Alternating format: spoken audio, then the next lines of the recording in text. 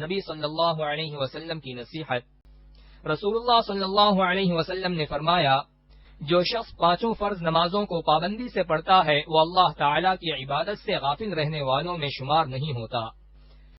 رسول اللہ صلی اللہ علیہ وسلم نے فرمایا، جب تم رات میں کتوں کی آواز اور گدھے کی چیخ سنو تو اعوذ باللہ من الشیطان الرجیم پڑھ لو، اس لیے کہ یہ ان شیطانوں کو دیکھتے ہیں جنہیں تم نہیں دیکھ سکتے۔ رسول اللہ صلی اللہ علیہ وسلم نے فرمایا، جس نے کسی کو دودھ والی بکری یا روپے قرض دیے یا راستہ بتا دیا تو اسے ایک غلام آزاد کرنے کا ثواب ملتا ہے۔